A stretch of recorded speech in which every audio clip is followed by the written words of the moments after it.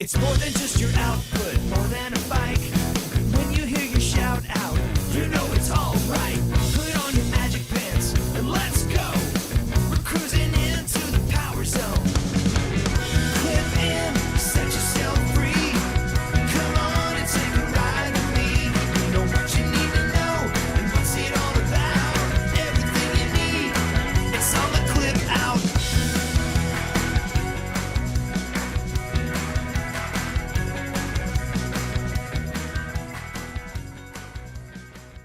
Welcome to the Clip Out Podcast, episode 300. This is Crystal O'Keefe. And this is Tom O'Keefe. Ta-da. Ta-da! I'm so excited. Yeah, I can't believe it. 300 episodes, That's Tom. a lot of episodes. I mean, my other podcast Yeah, I know. You guys is have at a lot more. 730 something. Yeah, it's a lot. It's a lot. Just saying. Yeah. 300. Yeah. That's nice too. All right. Well, I can leave. No, I did my makeup and everything for the first time in like a month. Me so. too. More than a month. I guess it's just a couple days over a month. So yeah, 300. How about that? That's no small feat. No small feat that is a indeed. lot. It's almost 6 years of our time. Yeah. And, it's funny with everything that's been going on with you and then the show hitting 300, we've been having some talks just about what the Clip Out will look like moving forward. And so we've got some ideas in mind, but it will probably, in the not too distant future, it will start to look... Sorry, I was singing the Mr. Science Theater song in my head. In the not too distant future. I said in the not too distant future. I know, baby. I love you. Way down in deep 13. So coming up soon, the Clip Out might look a little different. That's all I'm saying. We haven't really figured out exactly what that means. We have some ideas that we're kicking around, but I think all of this has made us reflect. Yes, there are some changes that we feel are needed. Yeah, so we will keep you updated. Yeah, so just watch this space. But for 300, you have been working on a big project behind the scenes that you are now ready to unveil the first piece of. I am so freaking excited about this. Okay, so those of you who listen every week since the beginning might remember way back. I mean, it's been, I'm pretty sure 2.5, maybe 3 years. Mm-hmm. I casually mentioned that we should create a timeline of Peloton and have it out there to keep track of, because there's so much that happens. For sure.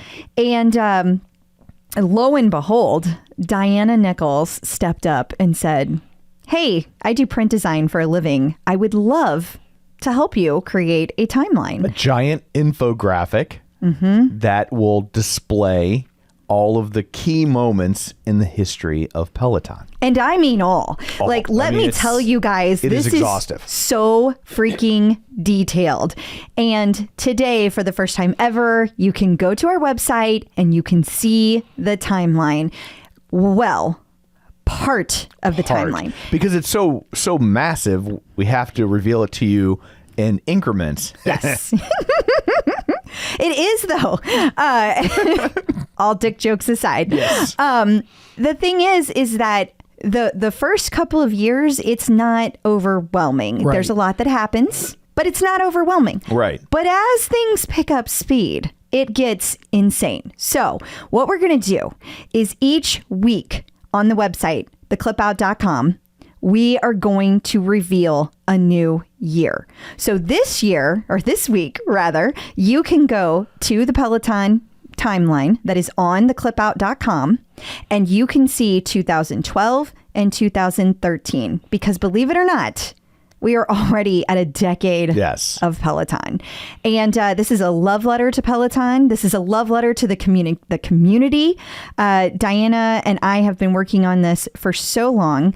Now, Diana did end up doing a lot of work. I want to give her the credit that is due. But this has definitely been something we both have put a lot of heart and soul into.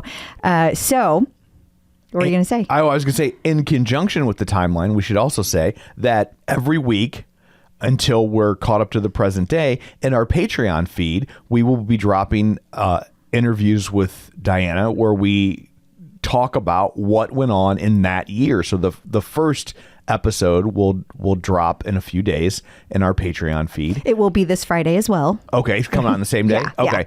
So it will drop the same day this episode drops, and that will spotlight those first 2 years, 2012, 2013, and then moving forward, it will be 1 year per Patreon episode until we're caught up to the present day. So lots of bonus content coming for the Patreon subscribers over the next 10 weeks. Yes. So if you are interested in getting that information, it's the patreon.com/theclipout. And I just want to put out there that I will be contacting anybody who is currently a patron member. And if, as of episode 300, you were already a Patreon member, you are going to be getting a very, very special gift. I will be asking you very soon for your addresses, but I am just so excited about this. And I cannot thank Diana enough. She is our interview this week. So everyone that isn't a Patreon member is still going to get to hear Diana talk about how she made the pieces that she made, how this all came together, the whole background of the story. You still get to hear that. If you want to hear the in-depth year by year, then that's where you need to become a patron. Yes, and just to be clear about your free gift, that's for people who have joined. If you're hearing this and you haven't already joined, this is only for people who have already been a member. There's no rushing in at the last minute to get the gift. But if you want to join, you will still get access to all of the bonus ad-free content, bonus content, and when episodes are early, you get them early. So a lot of times people get them, 10, 12, 15 hours ahead of time. So things like that. But I just don't want somebody to go and join when they hear this and feel like, why didn't I get a thing? So just want to be upfront about that. Yes. So. I am so excited about this, though. I can't wait to share it with you. Is there anything else we should say about it, Tom? I think that is everything. Okay. So I guess what else, pray tell, do you have in store for people? Well, let's see. We are not going to have a visit from Angelo this week, but we try to never leave a thing without adding a thing. So this week we are going to have a visit from Kaylin Davison, who you might remember us talking about last week. She actually, she is the new person in charge of the Peloton Studio Instagram account. So we're going to talk to her about how that came to be, what exactly that account's going to be used for, how she's feeling about it going so far. It's a really fun interview. And then we also have a visit from Dr. Jen, and Dr. Jen talks about you've been a stay-at-home mom or a stay-at-home parent, and now you're going back to work, how to find time to exercise. There's also lawsuits we need to cover. There's tons and tons of news of what is going on with Peloton this week. And we also have competitor information, past guest updates, and a bunch of in case you missed it. Awesome. Well, before we get to all that, shameless plugs, don't forget we're available on Apple Podcasts, Spotify, iHeart, TuneIn, wherever you find a podcast, you can find us. While you're there, be sure and follow us so you never miss an episode. Maybe leave us a review. That's always helpful. Something else you could do that's helpful that doesn't cost you a dime. Share an episode in your feed. If you like the show and you love Peloton, you probably have friends that also love Peloton. So that's just an easy peasy thing you can do to make like-minded people aware. Additionally, you can find us on Facebook, facebook.com/theclipout. While you're there, like the page, join the group. Don't forget our YouTube channel, youtube.com/theclipout, where you can watch all of these. And of course, our aforementioned patreon.com/theclipout, where for $10 a month, you get the whole kit and caboodle. You'll get bonus content, you'll get ad-free episodes, you'll get early episodes when they're available. So, and it's just a little extra way you can help out if you're so inclined. So there's all of that. Let's dig in, shall we? We shall. Breaking news. So after we got done recording the episode, a breaking story hit, which is why we ran the breaking news sweeper. Right? It's been a while since we've had one of these. It has. So Peloton iFit hit with U.S. import ban over streaming technology. So the U.S. International Trade Commission has banned imports of essentially all Peloton equipment, if I'm reading this correctly. It says video streaming fitness devices made by Peloton and iFit after a judge found they infringed on Dish Network patents. Oof. Yeah, so they have 60 days before it goes into effect. So Peloton... If the presidential administration gets to review it, and then after 60 days, if they find that it's valid and it goes through, then it will take place. I mean, I know it's a lot of hope, but I mean, Biden has a Peloton. Biden likes his Peloton, but I don't know that he's going to step in because he likes his Peloton. Probably not. Not the way the law is supposed to work. Yeah, it's not. I mean... So apparently the patent in that is being disputed is that... Well, there are 4 of them. Well, yeah, but the... Oh, I see. There's one that's the issue. Well, the question people probably have is, what does Dish Network have to do with Peloton streaming, right? And so it says that the patents covered adaptive bitrate streaming technology that lets users stream content from around the world in real time at the highest possible quality. God, you'd think everybody is infringing on this patent. Yeah, you would, but maybe they are. Right. Yeah. Like, you know, yeah. And so they had previously sued Lululemon over the mirror, and they have reached an agreement with, and so that's why they're not affected by this, because Lululemon basically said, okay, and they paid whatever the rate was. Wow. So my guess is at this point, Peloton probably ponies up and makes a payment. That makes sense. I mean, based on how things have been going this year and they've been slapping down these lawsuits, that makes sense. And since Lululemon has already reached an agreement, you also kind of have a metric for what the dollar amount should be. Very good point. So, because on the one hand, you look at it and you go, well, they don't have a lot of leverage now because they lost this lawsuit. On the flip side, Dish Network has kind of already figured out what the market rate is with Lululemon. So if they try to charge drastically more, I would... I don't know. Is any of that public? Can they use that? Like, it's almost like a bid, you know, like whenever you're doing services in like sealed bid, you're not really supposed to be sharing that. They're sole provider or sole source, right? Right. But that world's so small. I know. They got to know. So if they come in with a crazy high rate, they got to have some recourse, one would think. I don't know. But, you know, unless they want to license it exclusively to... It's interesting that this is occurring now, because this says that the ITC Chief Administration Law Judge Clark Cheney sided with Dish in September. So why are we just hearing about it in March? Well, maybe they decided maybe it's like a criminal case. Like, you've been convicted. This is the sentencing. This is the sentencing phase. Like, what's the remedy? Like, interesting. You know, again... We're not lawyers. No. Oh, yeah, we're making all this up. So we're just spitballing from an article from Reuters of what we think makes sense here. So, but that would be my guess, is that they determined that they had violated the patent, and now they have to decide what the remedy is. And the remedy is you either make a deal or you don't bring the stuff in. It says no importation. Yeah. So then my question becomes, if they're making it here, is that allowed? Like, what is... Yeah, like, I don't know. Why would that not infringe on their patent? Because it's around the world, maybe. Like that one key that you said the bit rate was from around the world. Right. So could that have something to do with it? I have no idea, because then my first question to you was, is the Ohio factory back in play? Because they still haven't unloaded that property. They haven't. That being said, there's no way they could get that up and running in 60 days. No. So they would still have issues, but maybe they stopped doing sales and they let their inventory not dwindle as quickly. Well, a Peloton spokesperson, according to this article, said that the company was disappointed with the decision and believes it does not infringe the patents, but the ruling will in no way disrupt service for its users. My question is, what about new members? Right, because you got to wonder, it says no disruption in service, right? So if it's about the importation of equipment, well, you already have your equipment. Right. So you're good. Right. But what about people that don't have equipment yet if they can't bring in new stuff? It's a question mark. I would assume that Peloton would say if they felt that it was going to impact new members. So you would also think that if this was decided in September, Peloton has to have a worst case scenario in place. Exactly. What happens if? And so like...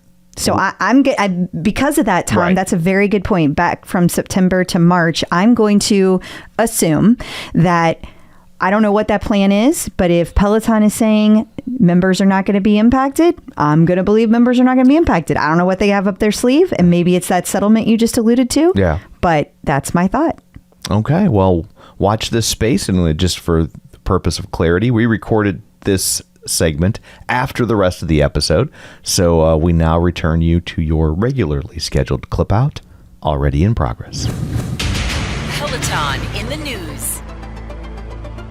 So we have reason to believe that the Peloton Row is closer than ever to arriving for the UK members. We do indeed. I guess a person spotted out on the app when they were taking a class. They were going through and trying to find a good stretch, and they found the pre and post row stretches showing up under class types.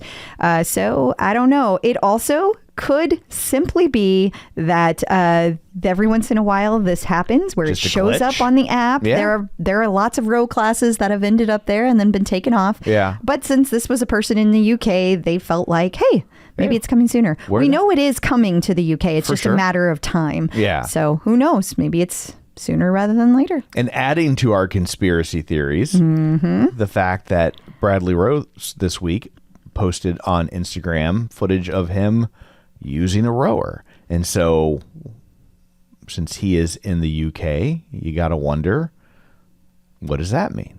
Yeah, and I don't know what his home gym looks like. Is this his home gym? Is this at the office? Right. There are lots of questions we have. Lots of questions. For sure. Either way, he says, do hard things.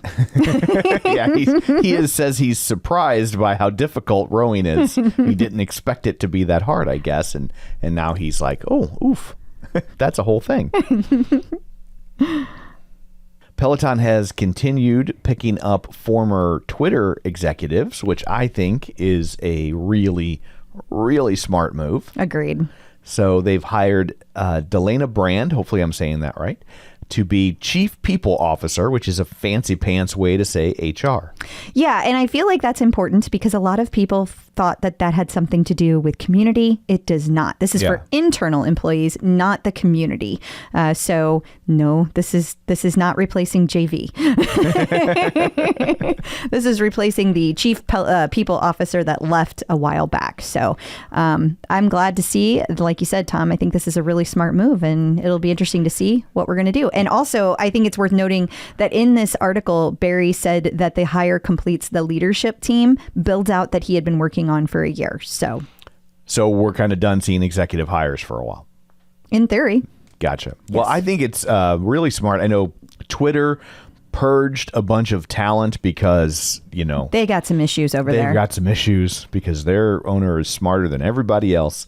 And Let's just leave it. Let's just leave it. well, he is. Just ask him. I know. He'll be the first to tell you that. I know. So if you love him, then you know that I'm right. And if you don't love him, you know that I'm being really sarcastic. So you can land either way, but he's a dick. So anyway, I think it's great that if he's dumb enough to purge all these really high level performers, that they're out there scooping them up. Well done. I agree. So Peloton this week participated in the Morgan Stanley Technology, Media, and Telecom Conference. And you can tell this is a technology conference because it has the most boring name in the world. I mean, really, I felt like sleeping just through the title. Yes. I was ready to nap. I'm ready to nap. Yeah, I'm just like, Whoa. I mean, I guess points for exactly what it's going to be, right? But It's true. But it's like there is not one creative element. Those financial folks, they like to be very, very straight. This is what we're doing. They used But Liz, AI to create the title of this event. I'm sure, SEO. But Liz Coddington is the one that participated in it. I don't know if Barry was there or not. I just know Liz was. I think they might have both been there. But it's a thing. I'm not Gotcha. sure. Yeah, and so I guess the big takeaway from this, and this is the first time I've ever gotten this page to load, I still really don't see anything It's except just this quote. it's just this one statement, but that apparently their CFO said that they are consider rolling out bike rentals to other international markets. No, to some international markets. Okay, well, that would be... No. I'm just saying right now there's no international markets. Oh, That's okay. my point, not for Gotcha. rental. And so I think that's why this is a big deal to me. Gotcha. And also indicates it was only Liz at the conference, not Liz and Barry, because it just quotes the CFO. So I think it's a good takeaway to have. I think it's something to look forward to. It doesn't surprise me at all that they're doing this, but I think it's really smart that they are. Agreed. So Affirm announced this week that they are leaving Australia. So for those who are unaware, Affirm is the partner that they've been using That Peloton has been using for financing purposes when people purchase a piece of equipment. But they're still the company in the States, right? Yes, they are. Affirm is only leaving Australia. I know Peloton already uses somebody different in the UK. I can't remember the name of the company, but it's not Affirm in the UK. Gotcha. And they're going to be moving to, what was it, Zip? Zip. Yeah. Okay. So, yeah. So it's interesting. I don't know what that means. What do you think the order of these two things were? Do you think it was Peloton moved to Zip, and so Affirm was like, "There's no reason for us to be in Australia anymore," or do you think they decided to pull out of Australia because they weren't getting the other business that they wanted, and Peloton had to pivot? I feel like I saw last week that Peloton was no longer using Affirm in Australia.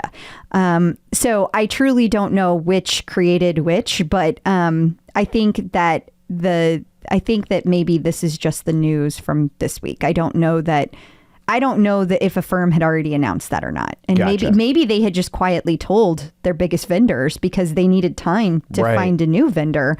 And that could be too. I mean, they could have had private conversations in the background. Yeah. So I really don't know. No inside knowledge on this one for me. Okay.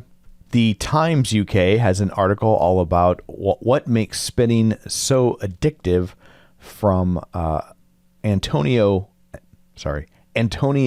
Hoyle. It's fun. Next. But it sounds like from what little we could read, because it's behind a paywall, and we don't have pounds, so we can't. We can't get in there. We can't shove the money into your computer. So, but she seems very surprised that she enjoyed it as much as she does. Yeah, there's a lot of people like that. Yeah. There are a lot of people that are very skeptical, and then they try it and they end up having a lot more fun. I think it's a lot more engaging than people can ever expect. And also, it never gets old having the ability to do your workout in your home at your own time. Like, it's just, you think you want to go to the gym, but then you can just hop on and you're still kind of at the gym. It is funny watching the UK go through the life cycle that we experienced in the U.S. the U.S. And so it's like, it's about 2018 over there, where people are still like, hey, I've been making fun of this, but it's actually kind of fun. I didn't expect that. I guess I've got to take back all the snarky things I said. That is exactly what is happening. Yep. In Missouri, we understand that. Yes, because it's also just now 2018 here as well. Exactly. Or is it 1818? It depends on the issue. It sure does.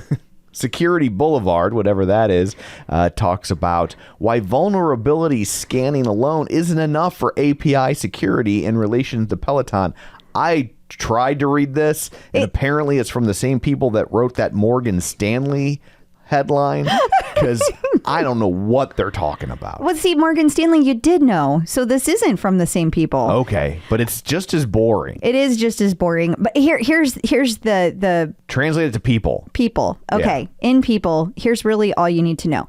Back in 2021, do you remember there were API issues? And Peloton has always kept their API open so that third-party vendors can use the information, and they can access that information and use it in their apps. So, for example, Apple, that's a third party, even though there's very small ones that do this as well.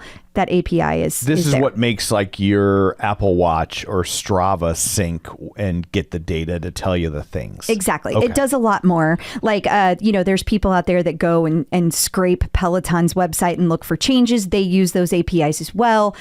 So it's used for a lot of things. But one of the things that we found out that it could do, and this article is just reporting on it, they're using Peloton as an example, is that it was a vulnerability that they could go in and load stuff on a machine that could get all of your information, could access your cameras, etc. And we've actually talked about this before. Right.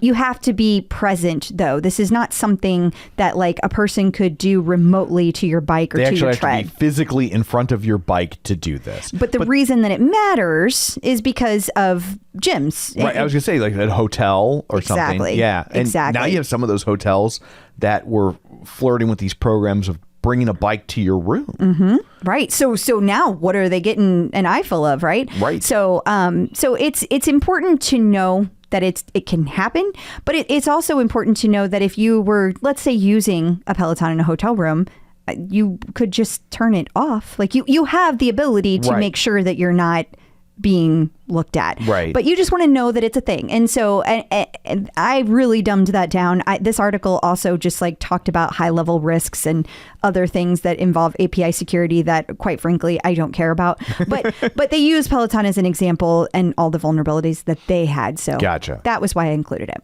Gotham Magazine has listed the 16 best workouts in New York City, and of course, Peloton made the list. They better.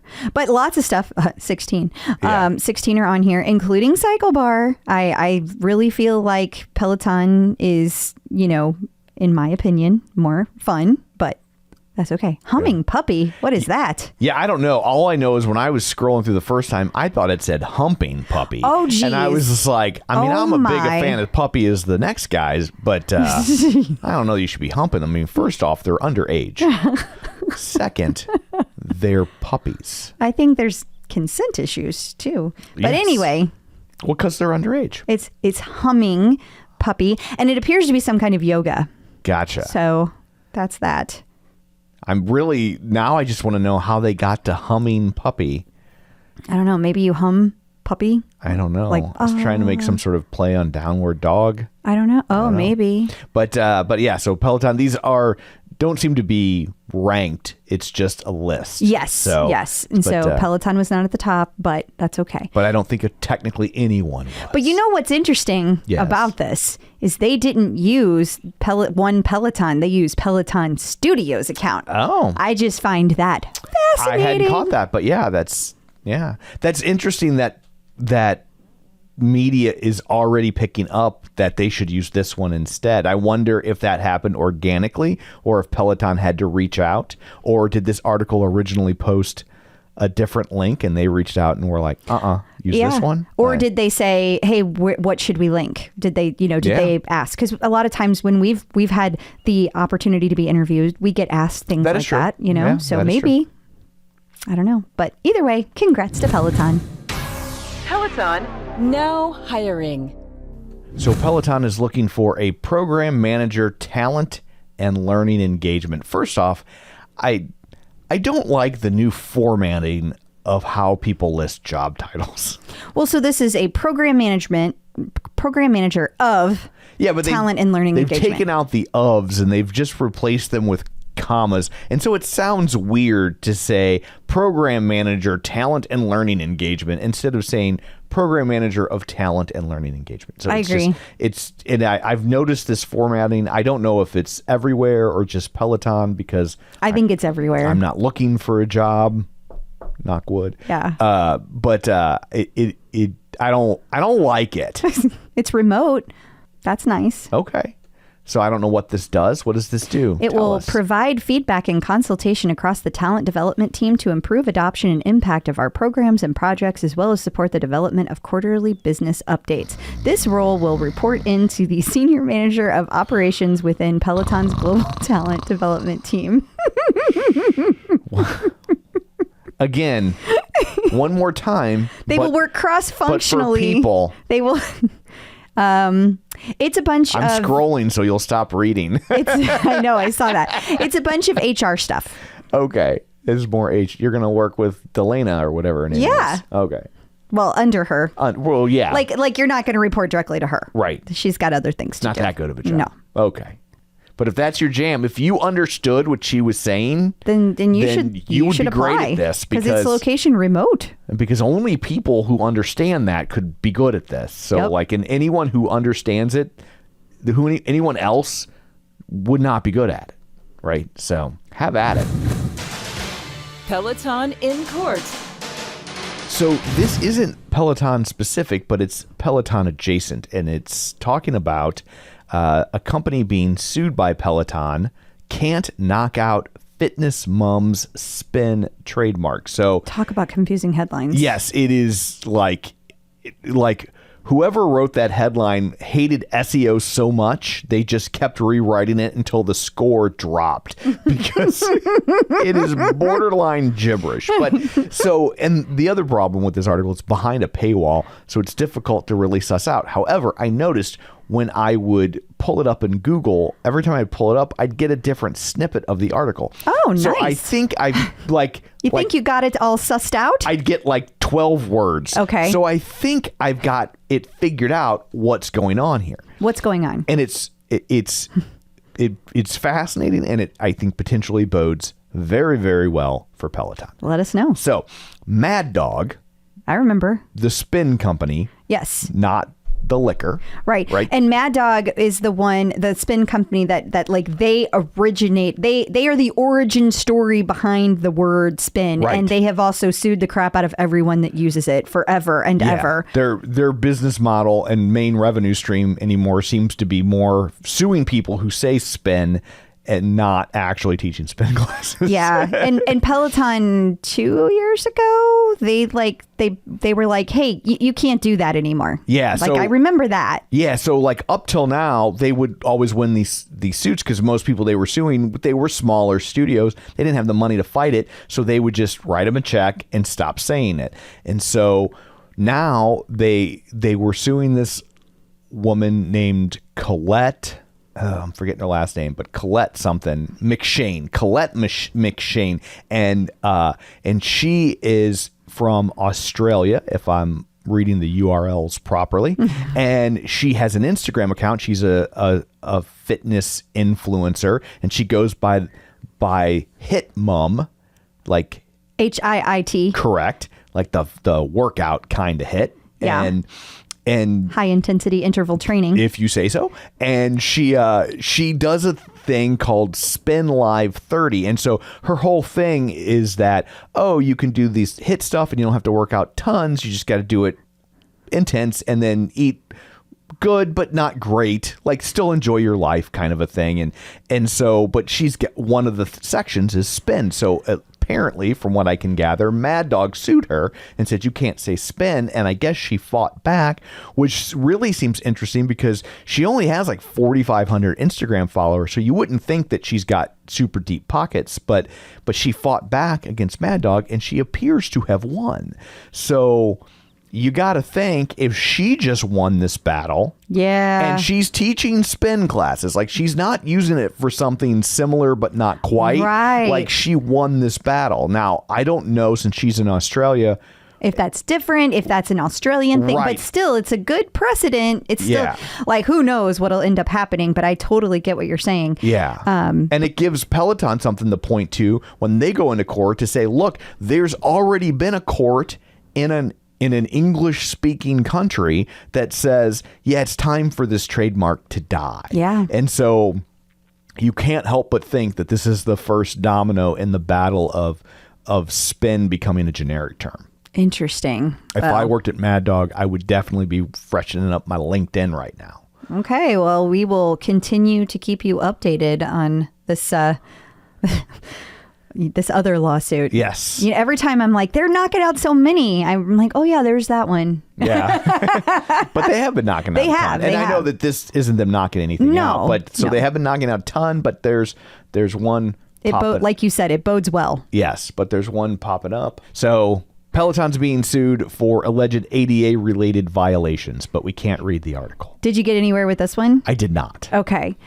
Yeah, this is one person. I do know that. It's not like a company suing them. And I feel like I saw it somewhere else, and it had to do with visually impaired people with memory Okay. serves. Okay. Visual impairment. Yeah. Now, I know Peloton has certainly made progress in this area, but I also know there are a lot of people that have definitely, we've spoken with over the years, we've interviewed over the years that feel like there's more to be done there. I think Peloton would agree there's more to be done there.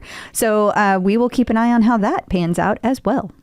And coming up after this, we're going to talk to Kaylin from Peloton. She's running the new social media Instagram over there, Peloton Studios, and she will tell us all about what went into it and what you can expect to see moving forward. Peloton personnel.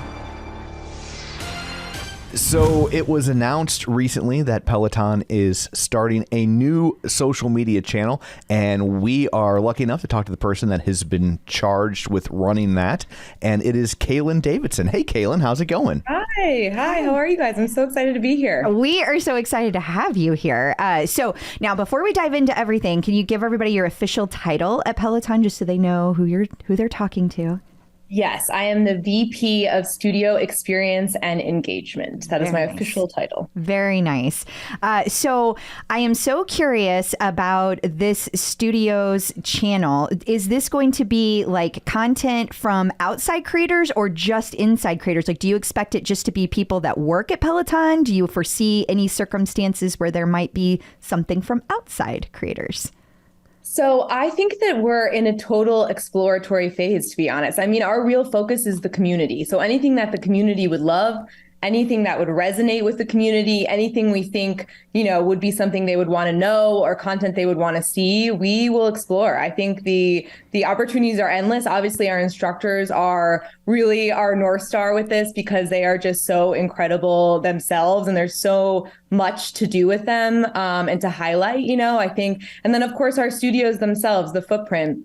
I am lucky enough as part of my job to be at the studios regularly, and just seeing the love and the connections that go on in our studios. There's just so much there for us to explore and for us to highlight so that the community can feel involved and engaged in everything that we're doing. Yeah, that it's very exciting to watch. I'm curious how you feel. It's been up for a couple days now. How do you guys feel about how it's going so far? I have to say, I feel amazing. I'm not gonna lie.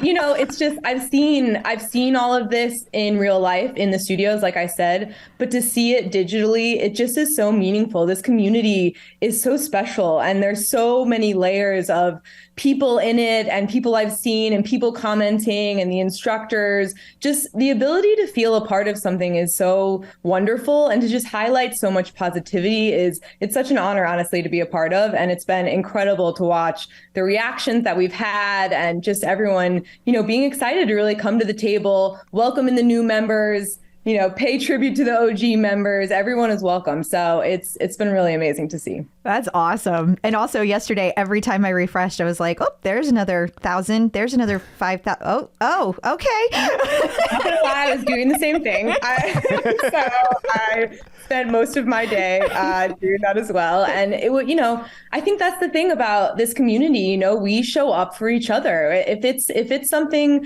to rise to the occasion to, if it's a way to connect more meaningfully, people want to do it, and people want it to do it outside of the fitness realm, inside of the fitness realm. There's so much to offer in both of those spaces, and so much more to come. Honestly, we just kind of skimmed the surface of the content that we have. So I'm excited to see the reaction as we continue to post. Has there been any engagement or interaction so far that has surprised you or really stood out? I would say, no, because I think the members are incredible. To be honest, it's exactly what I expected. It's everyone flooding positivity, building each other up. We had a post to tag your favorite workout partner. It's been amazing just to see people in their groups, tagging their own groups, tagging their tags that they use on the platform, all the instructor sub communities tagging each other. It's just incredible to see. So I'm honestly not surprised that people have shown up in such a positive way, because that's what Peloton is, and that's what it's always been. So it's been really fun. Well, you may not have been surprised, but I know a lot of people were surprised yesterday whenever they logged on and they saw that little bitty teaser you threw out there about homecoming. I bet you really enjoyed putting that out there. Now, I know you probably can't reveal a lot, but do you have anything you can reveal about how this will wrap into homecoming? Like, is there anything you can tell us about hybrid, in person, digital? What's happening? As much as you can share. Well, I can say, as the post said, that we are going on the road. So I will leave that for you all to decide. The handle will be a major vehicle of how we really elevate the experience. So keep tuned. It will also be a major way that we communicate next steps to what we are as we rethink our community celebration. It'll be a way that we kind of really make sure the information is out there. So stay tuned at Peloton Studios. It'll have all the info and we can share. Yeah, she's got that down. She's got the teaser down. I know. I had to rehearse. They've got her Trust on me, it'll message. be exciting when it comes. So what about member stories? Do you expect, or have you thought about it all, whether or not you might share some of those? Not necessarily what the members share on their stories, but just like highlighting different members. Is that something that's on the radar at all? Yes. 100%. That is something we are really invested in, to give visibility to these amazing stories. We actually posted a member today named Sally who turned 92 in our Peloton Studios, London last weekend. We had a birthday celebration for her. That again is just the start of all the incredible stories we know are out there and that the community wants to rally around. You can see it in Sally's post. People really resonate with that. So yes, that's definitely an avenue that we're looking at. Yeah, absolutely. Did you have a question, Tom? Yeah, so, I'm going off script. Give me your job title again. VP of Studio Experience and Engagement. Okay, so as someone who has a non-traditional job, I just have to ask, your parents, do they understand what you do? And do they believe that you have a real job? The answer is no. And they have no concept of what I do, really. I think it's one of those things that they're like, I think she does like creative, but then instructors are involved. I think there might be some light janitorial duties. I'm not literally, sure. No. Yeah, she does something with the studios and, it's funny. They really don't. But in a way, that's fun. It keeps you humble for sure. Are they still if it's not too late to go back to school? Honestly, yes, sometimes. I think also in the social space in particular, obviously, my mom's a real Facebook gal, so sometimes it's hard to have her understand what I'm saying or talking about. Even when she went to, I was like, follow our new account, and she couldn't find it. And all she could do was Google, it's things like that, I think. So I was like, don't worry about it, Mom. I'll talk to you about it later. But they love Peloton too, though, which is fun. Like we were all members before I got this job. So That's really, so cool. and I was a huge workout fanatic beforehand. So it's been a really fun journey to kind of take that together. We're a big sports family, so we love to work out. And Peloton's been a real connector for us as a family too. So That's awesome. Yeah, that's great. So you're just sending screenshots of Instagram through Facebook Messenger to your mother. Honestly, I don't even bother to do that. I just say it's live and it's going well. Everything's good, Mom. Yes. Don't worry. Yeah, exactly. Now, what about the instructors that share so much creativity? There's just like a ton of examples I could come up with. Are you thinking that we will see more of their creativity showing up here? Do we think that they might start posting it there instead of their own channels? Will anything change with that? I think that it will be a mix, but absolutely. We want to partner with the instructors. This account is an instructor-led point of view, So I think their creativity is unmatched. Nobody understands the members and Peloton better than these instructors. And, there's a lot of things that they say in their own channels that we just want to highlight to a broader audience, honestly, and kind of cross-pollinate and connect. I think we'll do a lot of collabs. I think there'll be some division of content posting. It'll depend, but the instructor ideas will be a major component to what this handle is. That's awesome. Do you think that'll extend to any of the other community-led groups like Black Girl Magic or the instructor fan groups, things like that? Well, we love all of those fan groups. Obviously, we do. I also run events for our studio. So we've done a bunch of different events that everyone has participated in. And it's been so fun to kind of see all of the different members and how they interact in those groups. I definitely think we'll highlight them in some capacity. I think we'll, figure out exactly what that is, but we're open to that as well.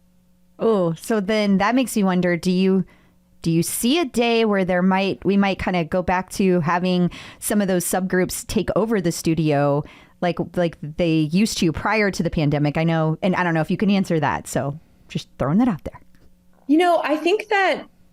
I don't think that's impossible, to be honest. I think that there is a real there with the studio. Obviously, we are prioritizing having as many different members come in as possible and have the experience. And we're hoping this account makes that experience more accessible to everyone so that people can see like what's happening behind the scenes. So even if you're not in the studio, you still understand the studio experience. So I think it's something we would consider in the future. I think right now we're focused on kind of maximizing our impact, but someday for sure. I'm very excited about that. And what is your hope for the home writer who's at home? They've never been to the studio. They're watching this account. They're seeing it. Like, what are you hoping that feeling that they take away is?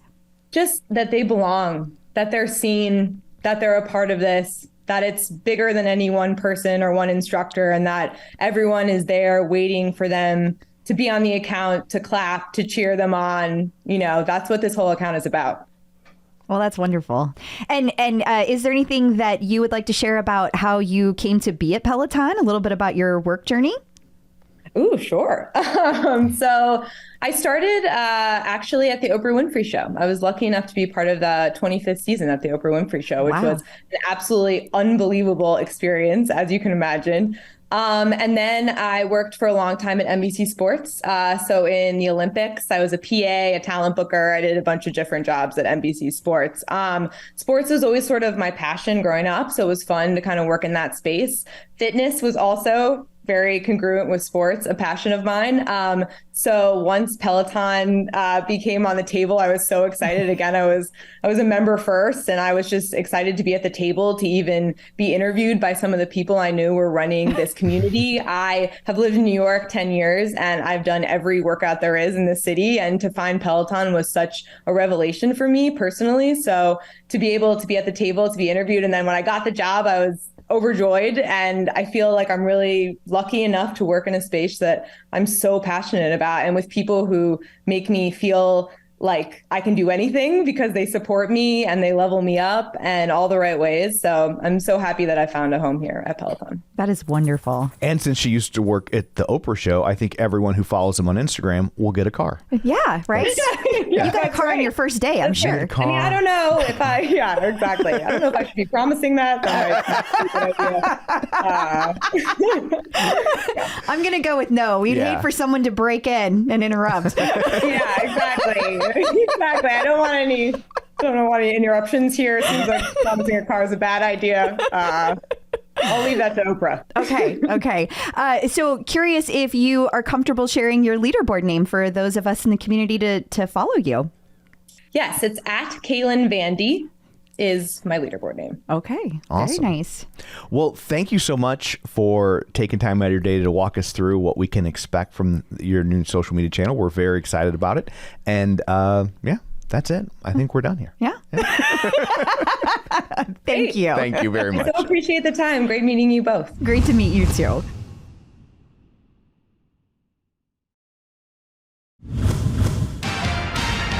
Instructors in the news. The Telegraph in the UK talked to Leanne Hainsby about teaching classes while she was going through chemotherapy and having this secret cancer diagnosis. Yeah. I can't imagine what she was going through. And it sounds like from what I've read that she was like, this was a very difficult decision for her to continue to teach these Peloton classes while she was doing chemo. Yeah. And that it was something that once she decided on it was very important to her to continue to do.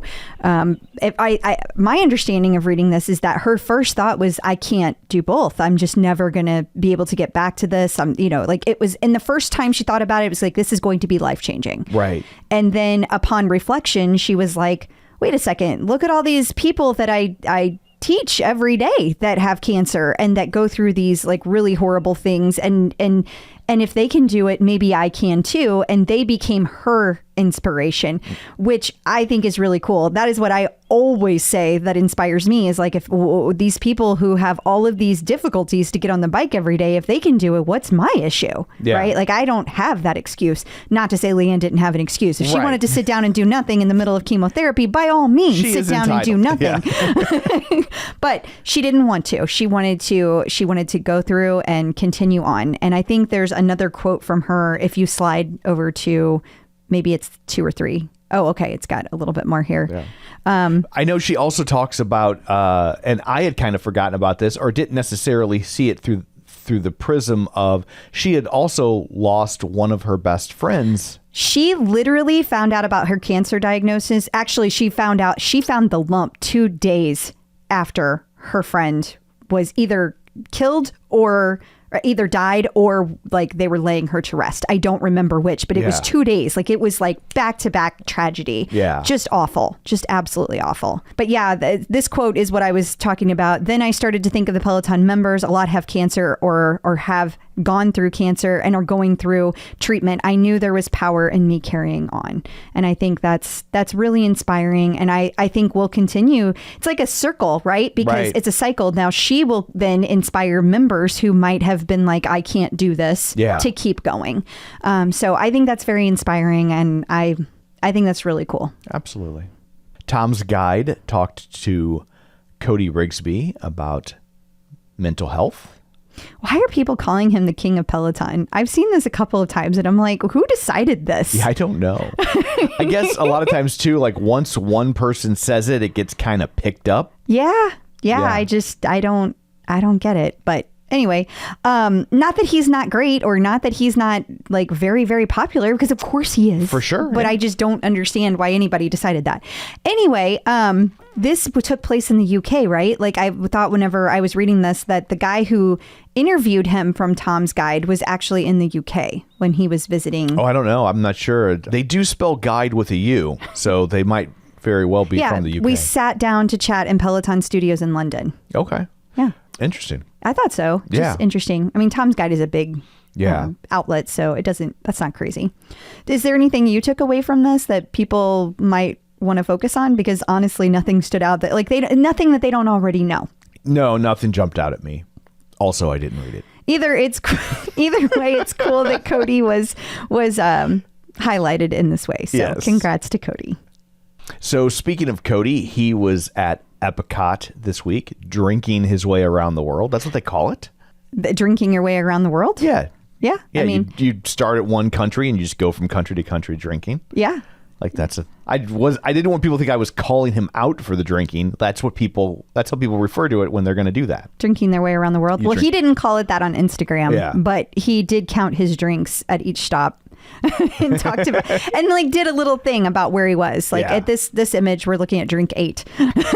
Well, for a long time too, this was the only place in Disney World where you could get alcohol. So was at the different countries located within Epcot World Pavilion. So that's why that kind of became a thing people would do, is start at one country and just, you have a margarita in Mexico and you have sake and I mean, honestly, that's why a lot of people go there without kids, because they just want to kind of kick back and enjoy all the different, because it's like you get to drink and you get to try all these things that you don't necessarily get to do unless you're traveling to those countries for real. So it's also why a lot of people get kicked out. That can happen. Cody did not get kicked out. No, he did not get kicked out. I'm just saying that people get liquored up and don't know how to hold their alcohol, and Disney's like, you gots to go. Yes, that does occur. But it is just a fun little video that we thought we would highlight.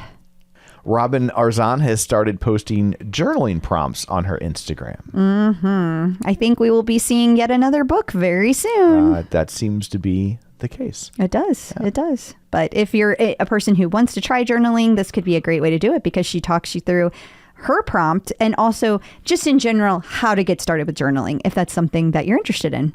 I got started with journaling because of divorce. That is true. I was advised by my attorney to start logging things. Yeah, your journal looks a little different than I think what Robin's got going on my here. My journal's a book. Yeah, because hers is like a prompt and then you write about whatever the prompt is. Yours was a day-by-day record of insanity.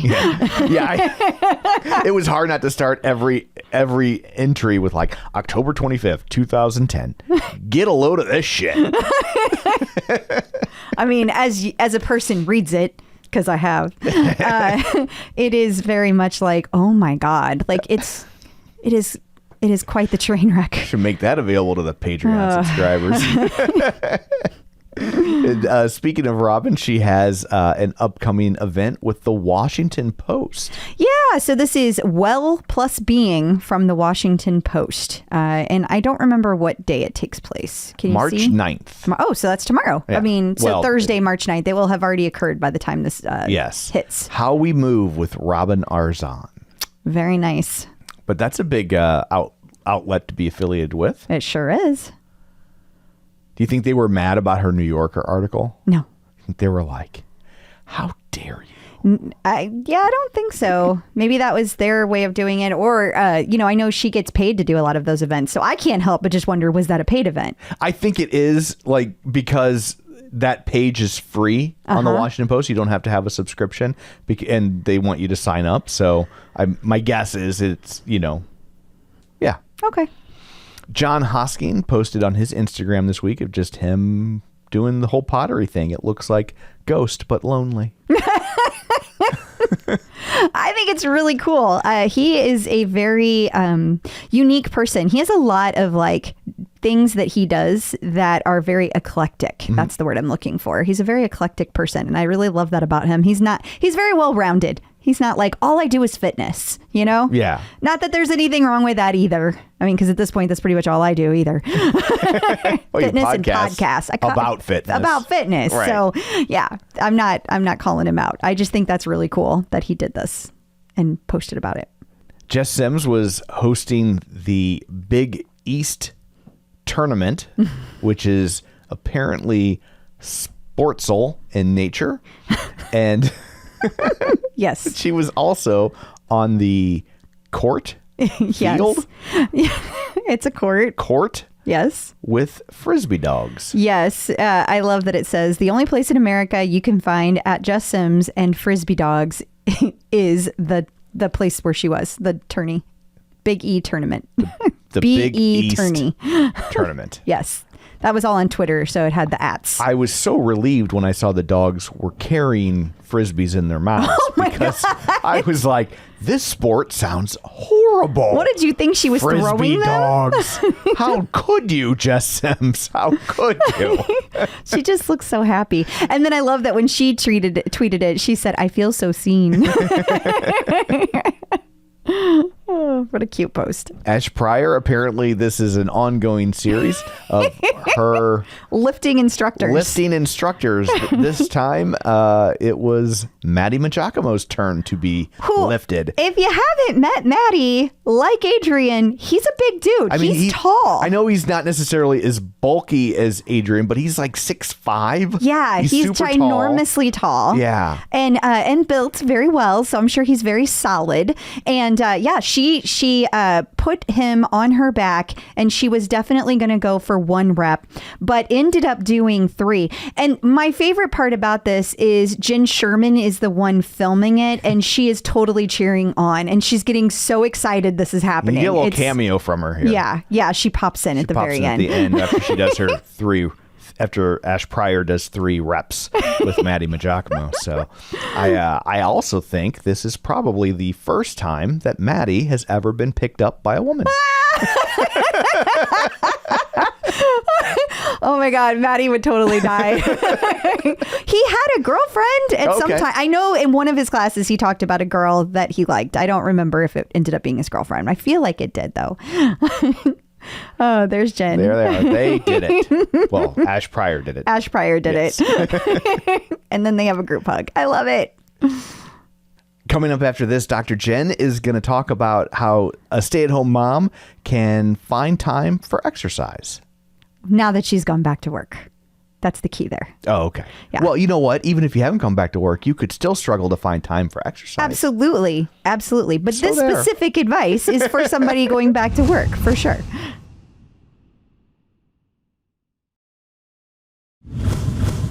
Getting the Psychological Edge with Dr. Jen. Joining us once again via the magic of ZoomTube is Dr. Jen Mann, licensed marriage, family, and child therapist and sports psychology consultant. She also has an app that you might want to check out called No More Diets. It's Dr. Jen. Hello. Hi. Hello. We have a question for you today from listener Ashley Griffin. Ashley started working full-time back in September. She was a stay-at-home mom for 13 years, so this is quite a change for her. She is struggling to get to sleep at a decent time in order to get up at 5 a.m. to work out before work. I know that just hurts your heart. I know it does. Oh my! As you know, Chris, I'm not a morning person. So I applaud her for getting up at 5 a.m. or even planning to. A few things. One is I think she needs to look at, is that the best time for her to work out?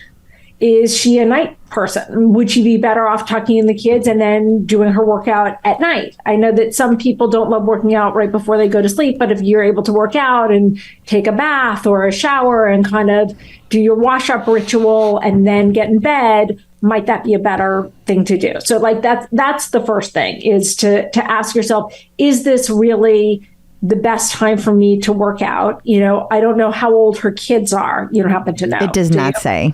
But she's been a stay-at-home mom for 13 years, so I'm thinking at least a 13-year-old in there, but who knows? Yeah, so they may be old enough where you can say, you know what, it's time for you to work on your homework. I'm going to go into the gym for 30 minutes.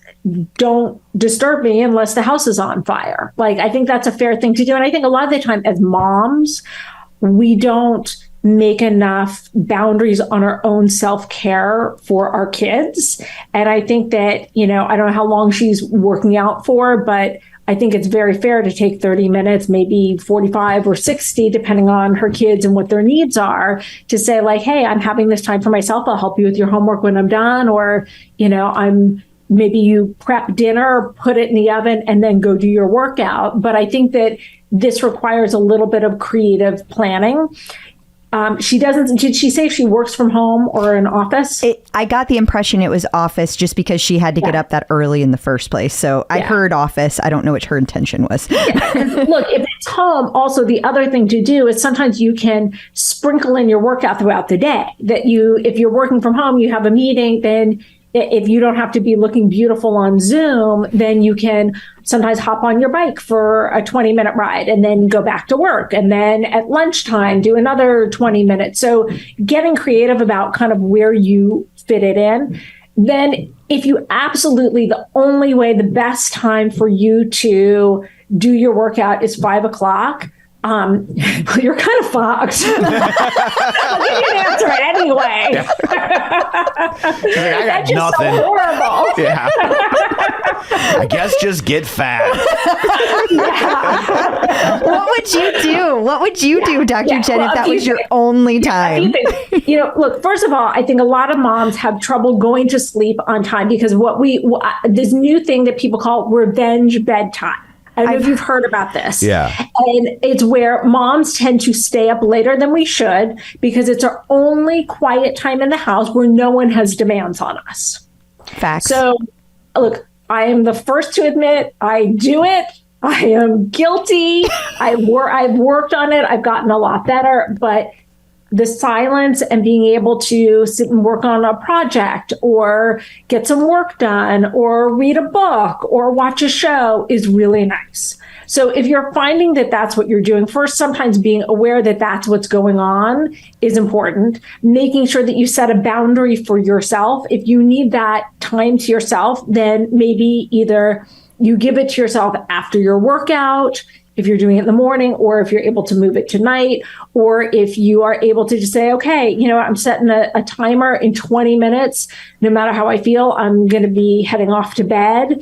That's making that boundary for yourself.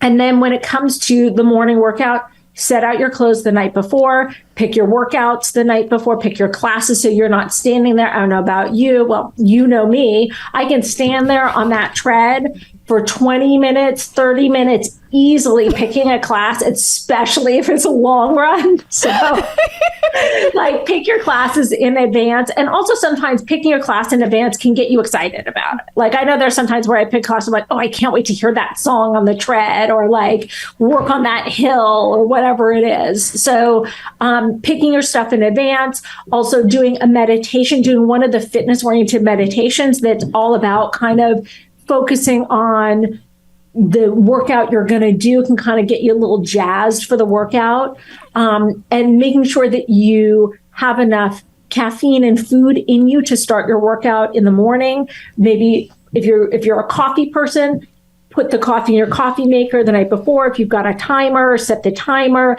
Make sure that you've got your water, your towel, like whatever it is you need. Just pre-planning makes a really big difference. And also, if you're struggling to get up and do your workout at 5 o'clock in the morning, God bless you. You may be also overdoing your workout. Like if you are planning to get up at 5 o'clock in the morning and do an hour workout, do cardio, weights, stretching, God only knows what else, you may be overdoing it. And what you may need to start to do is commit to a 20-minute workout and then build on it once you get in the habit of waking up. Because also we have these circadian rhythms that kind of determine when we are most likely to go to sleep and wake up. Some of us, 25% of us are night owls, 25% of us are morning larks, and then 50% are kind of somewhere in between. And if she's normally a night person, then this is a big switch for her, and she needs to work on doing that gradually, and maybe that would allow her to wake up at 5:30 instead of 5 in order to do it. And I just want to reiterate what you said at the beginning for this mom and for all moms out there, regardless of how old the kids are. You've been a stay-at-home mom. I think it's hard for us moms to be like, let go. They don't need you every second, and it's all right to take that time for yourself. I know you already said that. I just feel she needs to hear it again. But I think it's true. And I think also, a lot of the time what happens is we have this fantasy of like, oh, we need to mom a lot, and then they become teenagers and they're not going to need us so much, but then they need you in a different way. But also it's that old adage, you got to put on your gas mask or your oxygen mask. Yeah, definitely your oxygen mask. I guess if you were being gassed, you would also put on your gas mask first. Put on a gas mask. Put on an oxygen mask. But you got to put on your own oxygen mask before you can help others. And your workout is part of that oxygen mask. Yeah. I would mask. Yeah, I don't think she's like from the Ukraine, but we could be wrong. I just want to point out the many facets of Dr. Jen, just real quick. Okay. So last week, we were talking about overstretches, and she's like, that's what makes champions, motherfucker. And this week, she's like, 5 a.m., eat a dick. Not doing it. We've all got our boundaries, Tom. We've all got our boundaries. Totally. Yeah, it's clear what my bias is. And I've got one of those apps that tells you like what your circadian rhythm is. And literally I get an alert like every other day about like the best time for me to go to sleep. Literally today it said the best time for you to go to sleep, to have the optimum sleep, is 1:56 a.m. Oh my God.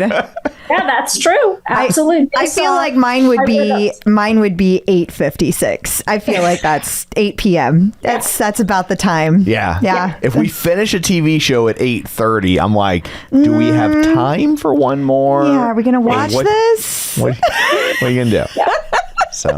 Yeah. So, well, thank you very much for all of that. Until next week, where can people find you? People can find me on the gram at Dr. Jen Man, 2 N's on Jen, 2 N's on Man, and Twitter and Insta, and every once in a while on Snapchat, and also at InStyle Magazine on InStyle.com. I have a column called Hump Day with Dr. Jen. Thank you. Thanks. Checking out the competition. Zwift has laid off 15% of their workforce. Yeah, I thought this was interesting because, people have really been hammering on Peloton just in general this year and how things are so awful after the pandemic and they should have known and yada, yada. But it seems like a lot of other companies are doing the same thing. Absolutely. And Zwift is considered to be a Peloton competitor. So just wanted to make sure that we notice this and not like... haha, Zwift. Yeah, more but just like... more like Peloton's not alone in this Exactly. area, so stop singling them out. It's not just them. Exactly. Past guest update. So you might remember us a few years back talking to Tammy T.J. Cunnington. She is a Paralympian who competes using a hand cycle. Did. Yeah, she has retired from the Paralympics, but yes, and I think she was a swimmer. She used her hand bike to train. Yes, you're right. My bad. So that's why you're here. Yes, because this would be pointless without you, like so many things in my life. So, but she actually got to take her hand bike in studio, the first person ever to do this. Yeah, that's the first time there has ever been a non-Peloton bike set up a hand bike at that set up. She is the first Paralympian to be able to be there, and it's really, really cool. I can't wait for you guys to hear Tammy tell the story herself. And we have an interview coming up in just a couple of weeks. Tammy is going to come back to the show. She's going to share her story. We're also going to get an update from her on how her visit to the Tokyo Olympics went, because that was actually the last time we interviewed her. Episode, I believe, is 157. I think that was it. Yeah, it's insane. But I will just a little tiny spoiler is that she had a fabulous time taking her very first class in the studio. So very cool. In case you missed it. So it is Women's History Month, and we have a whole host of classes. We do. To celebrate that. I think it's really cool because a lot of these are 2-for-1s, and it's really the women celebrating together. So this is for the classes. This one is 2 German instructors, Mela and Esal, and they are doing a 2-for-1 boot camp, 30 minutes.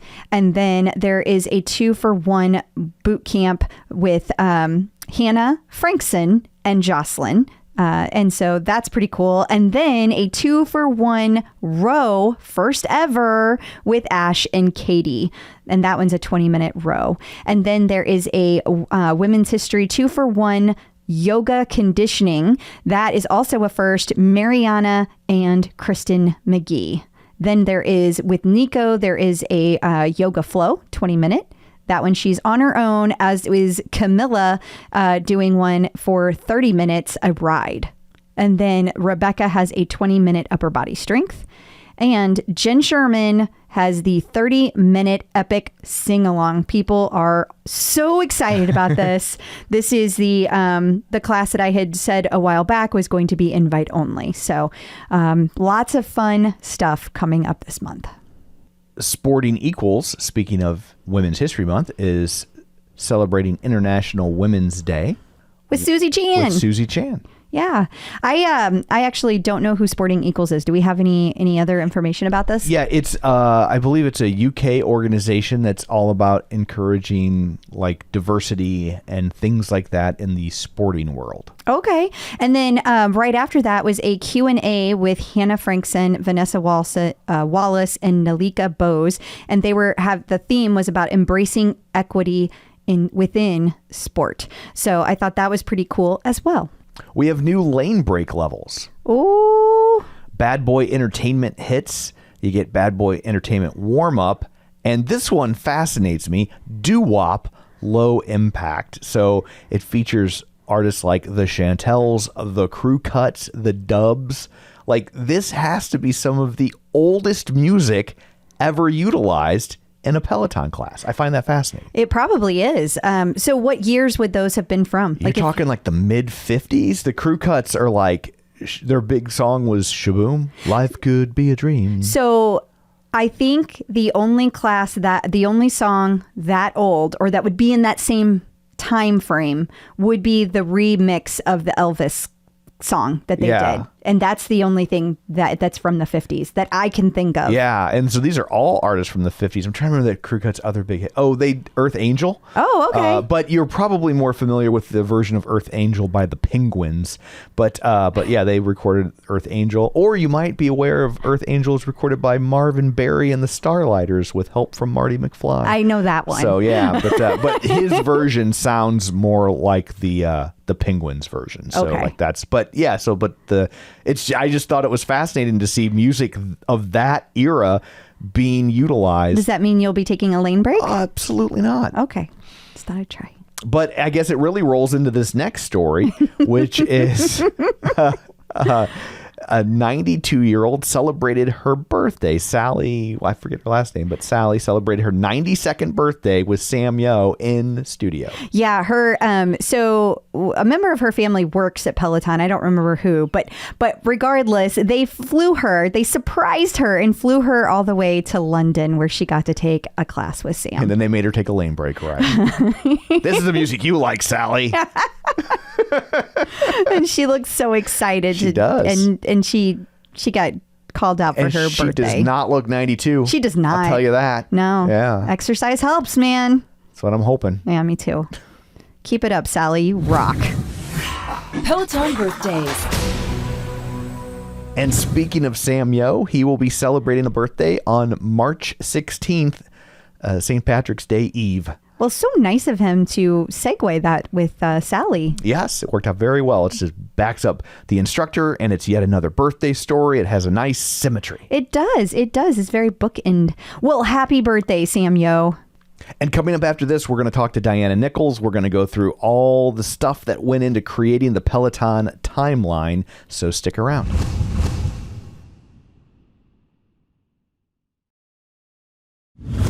Checking in with the Peloton community. Joining us today via the magic of ZoomTube, it's Diana Nichols. Hey, Diana, how's it going? Hello. Good. How are y'all? So good. So good. I feel like, Tom, you kind of buried the lead there. Well, I didn't really say anything, so... Exactly. Yeah. And this is a very special interview because Diana has been working on something... A top secret project. For a long time. Like a long time. So you looked back and it looks like, almost 2020 or 2021. So 2 full years, at least, that you've been working on it.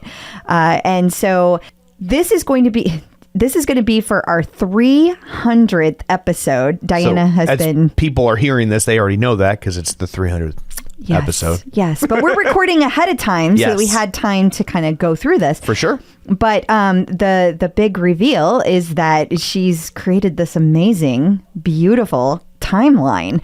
And I did help by creating some of the pieces as far as like, here's all the events that occurred. We started with a Google document way back when. But then at some point, Diana just took it and ran with it. And she has been slowly and steadily adding amazing details to this. So I am curious, what has your experience been working on this, Diana? Well, in all fairness, in the middle of all of that, I got an MBA too. So it did get put on the back burner for a little while. So I haven't been working diligently for 2.5 years. Well, you've been working diligently, just not on that. Yeah. Exactly. And I was really glad to see it all come to fruition because I had been sort of pecking away at it for so long. And obviously I got the idea from you when you mentioned doing a timeline. And I thought, how cool would that be just to look at everything that's happened? Because being a member since 2015, a lot has changed. And being able to look at that visually at a glance and to see how it's grown and changed, and just the instructors, just the added and subtracting the instructors along the way. That's fascinating to look at. So it's been very informative to me, and it's just been so fun to do it. It is an absolute treasure trove of information. I mean, I thought I knew a lot, but as you start digging in and you start like going down to the detail, if you start all the way back at the very beginning, yes, it is so fun. Like that you found like John Foley's very first tweet about Peloton. I know. That is so cool. How cool is that? Very. Yeah. It's fascinating to see like the early years, and there's like, you know, like looks like there's like 30 or 40 things on it, and by the end it's like it's like George Seurat painting. It's just There's so much happening. Yeah. So it's one much. of those computer paintings, the magic eyes. Yes. There's so many things coming together. I mean, like you said, watching the evolution of instructors, because back at the beginning, some of those instructors are no longer here. You know, there was like a little tiny batch, and then some of those left, and then there were some new ones, and then a whole bunch got added, and then it was like that for a long time. Like that was the roster for quite a while, and then it just exploded. Absolutely exploded. But to go back and think about some of the things that occurred, like you mentioned while we were not recording yet, like the different weddings of the instructors, the especially lately. Yeah. And the babies. The babies are everywhere. Houses, watching the instructors go from living in a tiny apartment to like when they moved out and to having estates. Exactly. And seeing these major milestones, like used to be, they were excited. We're like, I've got my first apartment without a Murphy bed. Yeah.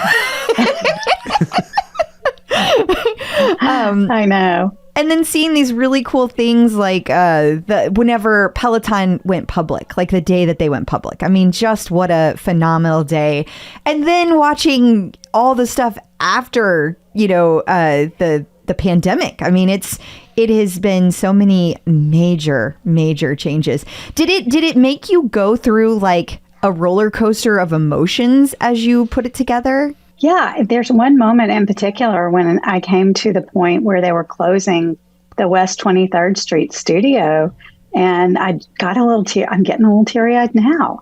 I mean, because that's where so many relationships were forged, and that's, you know, the early days, and you know, some of the pictures from before where you see John Foley right before they open the studio, and then you see the instructors in the studio doing those 2-for-1 rides back in the day, and the production values were crap. And, you know, everyone seemed to be having such a good time, though. Yes. I will say the one picture I could not find, and I'm still on a quest for it, so you may or may not end up seeing it, but was the picture of the closet with JV holding up the whiteboard. Yes. With the leaderboard was actually a whiteboard that JV was holding up.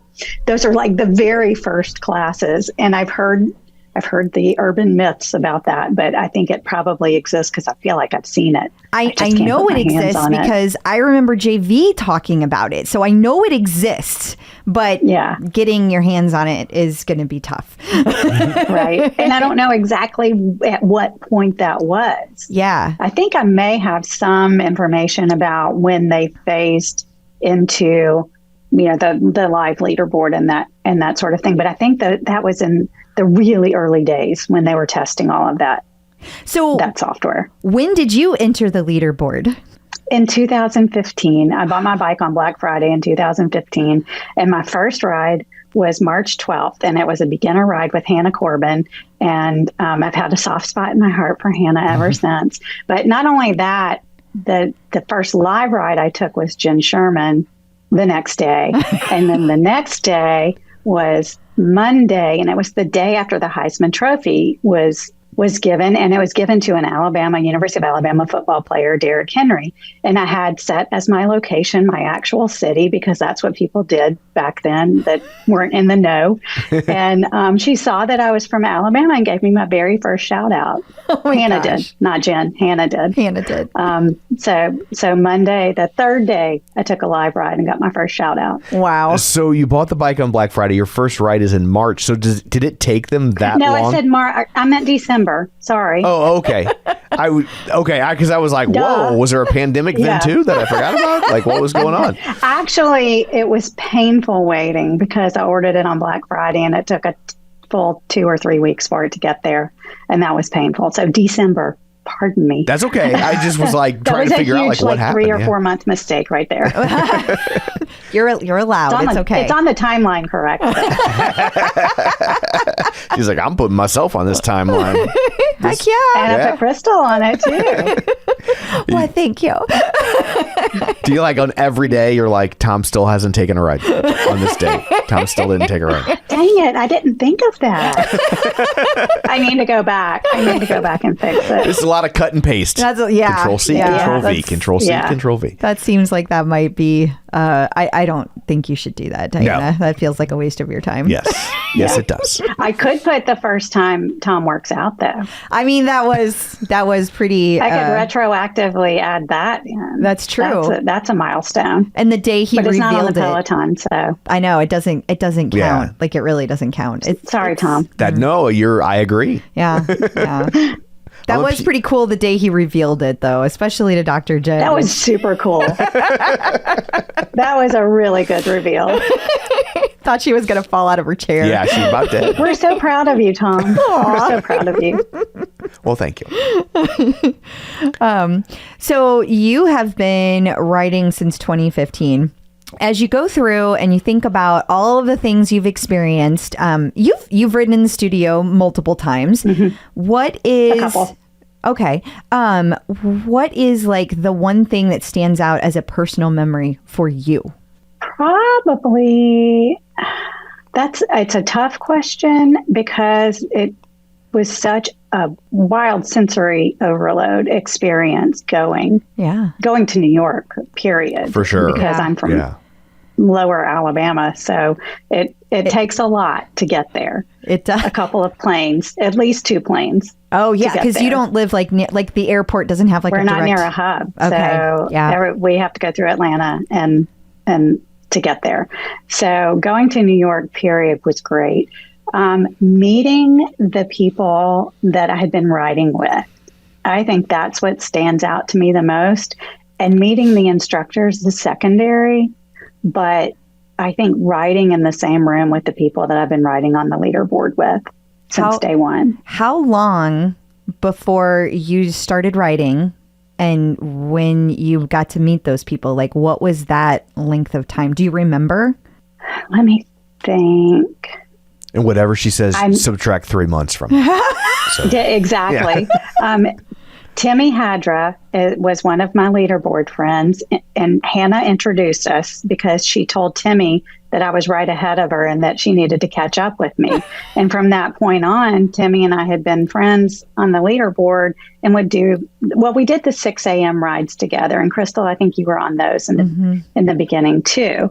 And that was just such a great group of people to ride with because they were there every day and the schedule was great. But Timmy had a work trip in New Orleans, and New Orleans is only a 2-hour drive from Mobile, where I am. And when Timmy said she was going to be in New Orleans for work, I was like, well, you're too close. I've got to come over there and meet you. So I took off work. We had dinner. Of course, my kids are like, Mom, stranger danger. Right. You know? You met this person on the internet. What have you been telling us all these years? Yeah. I'm like, she's fine. She's fine. And she was lovely. And we had a great dinner. So that was probably that spring, maybe, after I got the bike that's in pretty quick. December. Yeah, that I was think it pretty was quick. that spring, or it could possibly have been the following year. I don't remember the timing exactly. But then I met the Fred because he was another of my first friends. Mainly because his wife Leslie told him that he only had imaginary friends, and he put out a plea on the OPP that he needed to meet some real friends.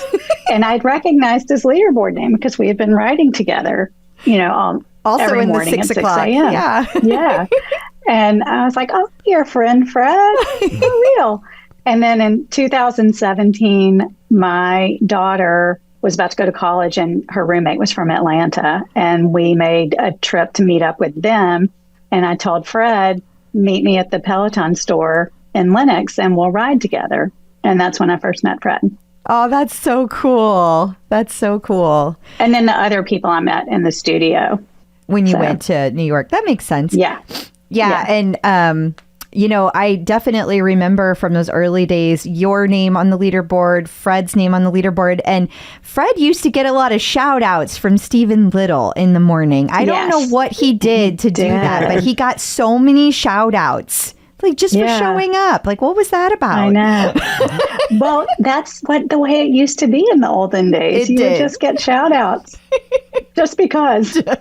Yeah, no more. That's not a thing anymore. No, that is a thing of the past for sure. Yeah.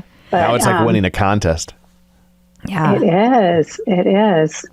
So much like the radio call-ins. Yes, exactly like that. Is exactly like that. Yeah. Except they can see our names in advance and yeah. And pick the ones they want to pick. Yeah. Or that they can pronounce. That's also true. I'm sure that makes a difference. So when you were like kind of compiling all this, was there a moment or thing you found out that you didn't know that surprised you or caught you off guard? There were probably several things. One of the things that comes to mind, and I don't want to give anything away. But you get a little teaser so they know it's worth going to look at. Yeah, you could. So early on, and I don't know if it was 2015 maybe or 2016, they had an artist come in the studio and sing a song during one of the rides. Wow. Kind of like they're doing now with the Babyface and Lizzo. Was it an artist anyone would know, or was it like just like somebody knew of somebody that owned a guitar? We're really putting you on the spot. Yeah. I should have known you were going to ask me this. Okay. And we should say, since people haven't seen this yet, they probably they can't fathom how much information is in this thing. No, when you guys see it, like literally your head's going to explode. And it's so much. I will also say, when you see what we reveal week one, it does not even approximate the amount of information in a year that you will see by the time you get to the present day. Yeah. So it's like, it is an insane amount of information. We're asking her to just immediately go through her little mental Rolodex. Yeah. I say Rolodex because I'm 100 years old. And that's... I just pulled up the PDF. How about that? She's like, Control F. Natalie LaRose. I have no idea who that is. Yeah. But I did not either. And, but I bet you she's still listed on her resume. Yeah. Republic Records is who her record deal was with, and they partnered with Peloton. That is so cool. Have her do this song during class, and it was with Cody class. Cody actually gets off the bike and twerks during the song, and it's really funny. That's a fun piece of trivia, because you can no longer go back to those classes. Like I know when we first started, it was like so many of those classes still existed. Now they are gone. They are all gone. So it's crazy. But there are links included to this, like this video, the video of the class with her singing. There's a link so that you can actually go to the YouTube site and see it. Oh and my you gosh. You can see what the classes were like back then, too. It was 2015. I just checked. Very different than they are today. Yeah. That is for sure. Yeah. It was dark in there. The way spin classes used to be. The spin classes were always dark. You remember that? Yes. I do remember. So going back to Natalie LaRose real quick. So some of the international listeners might be more familiar with her, because it says she released her debut single "Somebody." The song features Def Jam recording artist Jeremiah. There's no A there. It's not Jeremiah. But it says "Somebody" peaked at number 2 on the official UK singles chart, number 10 on the US Billboard Hot 100, and number 12 on the Australian ARIA singles chart. Interesting. Yeah. That was what she sang in the class, too. Somebody? Okay. Well, apparently it was something of a hit at the time. That's amazing. Yeah. How cool is that? Yeah. Well, that is very interesting. You do. So if people are like, oh, is this worth your time going to look at? I mean, first of all, you're just going to want to look at it because it's so amazing. Like there's just so much information out there. But yes, there is so much information that you haven't seen, especially for people who joined in 2020. And there are so many people that listen that joined in 2020. When you want to look back and see like what are we talking about when we say how things were back then? Like this gives you such a visual into what the world was like of Peloton back then. I love it so much. Another little fun fact that I found out because I did one of Hannah's I think it was her 8th anniversary ride. And she's talking about all about the early days. She was employee number 21. And it was the same day they opened the White Plains store. Oh. So, of course, I researched and found out when they opened the White Plains store. So I knew what day Hannah started and that she was employee 21. And she also talked about the Christmas party was 30 people that year. This is 2014. Oh, I and saw this. She knitted all the founders' Christmas stockings. I think that's amazing. I love that. And the only reason I know that is because it's not written anywhere. It was because I took that class. And it was when we were working on this. And I was like, I got to make a note of this. Pulled out my phone, made a note. Note to self. Anyway, that's a fun fact. That is a very fun fact. Yeah. Yeah. Let's see. Were there any like instructors that like just because you were taking other classes you hadn't gotten around to that you were like, oh yeah, I forgot that they were a thing? Oliver Lee. That's fair. Don't click on the Oliver Lee link or your computer might get a virus. I loved your explanation for Oliver Lee when he exited. Like that really cracked me up. Yeah. And I guess he was there for like a year. Yeah. A year. And I guess I just never got around to well, he was a tread instructor. I was going to say, it makes sense, though. If you weren't taking tread classes, it makes sense. But yeah. I wasn't sure if he was doing strength, too. But I've really only gotten into strength. He was more doing lately. So he was doing strength because he was actually like, you know how they have the little headers on the on the app? That's one thing to call it. What? Sorry. Well, his picture was there. It is. Yeah, exactly. His picture was the face of the strength header, Tom. Oh, okay. And then they had like the day that they scrubbed everything. That was one of the things they scrubbed. Yeah. That was like Soviet Russia. They scrubbed down. Yeah. Yeah. And that was pre-pandemic. No, it was post-pandemic. During pandemic. Was it during? Was it? I don't think I thought it was before that. Or was it? I think it was pre-pandemic. I feel like it was too, because Tread came out in 2018.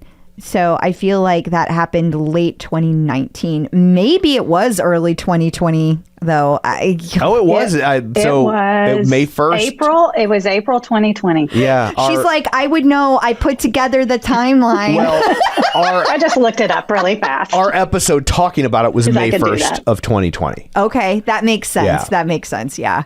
Because it took a little bit for all of the dust to settle for us to have all the information. Yes. And it really was kind of hard to pinpoint sometime what exact day during the month. I could drill it down some things to the month, but I didn't know when during the month. That makes sense. Yeah. It happened. I just kind of looked at his Instagram and I looked at when it went silent. Peloton's Instagram and just a little sleuthing, a little internet sleuthing. Some people call it stalking, but whatever.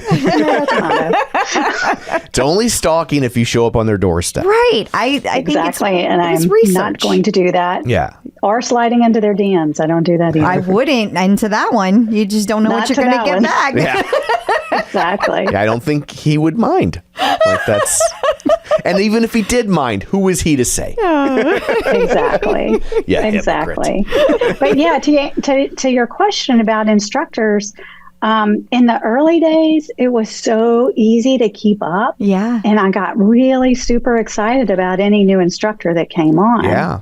But once they introduced the tread, and I didn't have the tread, well, no one really had the tread. They introduced all these instructors before the treads delivered. I had pre-ordered it, but then I had back surgery and I decided I need to cancel the pre-order because I just didn't think I could run. Yeah. Still can't really run.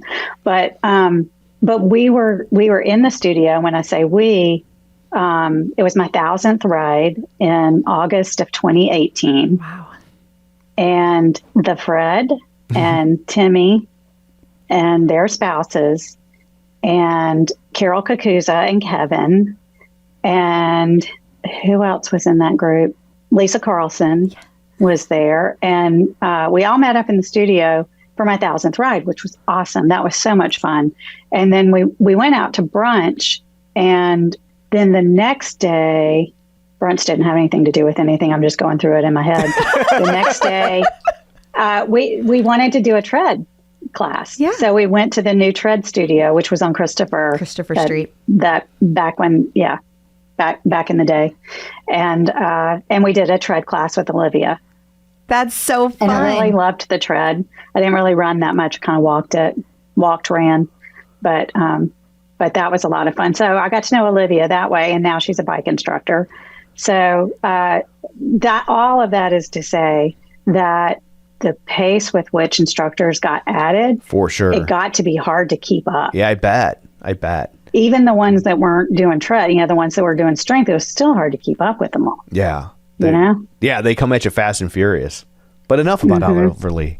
No. Oh my God.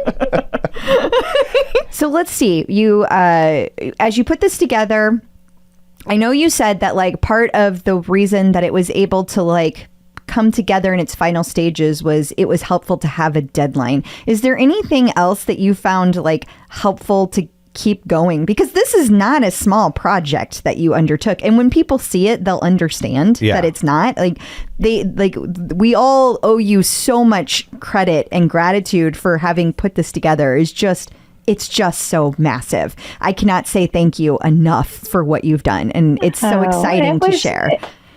When I say it was my pleasure, it was genuinely my pleasure, because it just was so much fun to go back in time.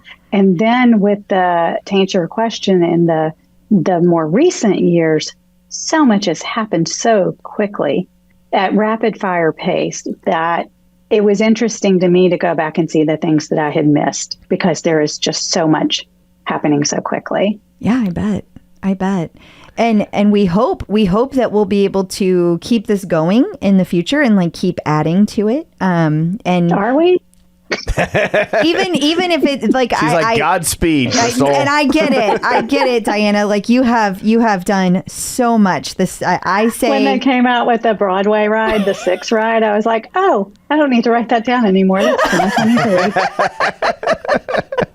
We need a new timeline keeper. That's fair, Diana. Yeah. That is fair. Yes. Well, I don't know. If we start now and do it as we go, that's true. It'll be a lot easier. It won't be so daunting. Yeah. Because, a lot of my information came from social media, and you can scroll down so far in social media until it starts bogging down. Yeah, when you get too far, gets down, it's like you're underwater. Like it doesn't want to move right. Sometimes just shut the program down and restart. Yeah. And that is the worst. Because you just scrolled. So close. Like you scroll for like an close. hour, and then like you finally get where you want to go, and it won't I've done that so many times I can't even tell you. I know how frustrating that is. So I agree, we need to keep it clean here going forward. But I'm so excited to see, and I guess we really haven't explained the vision here.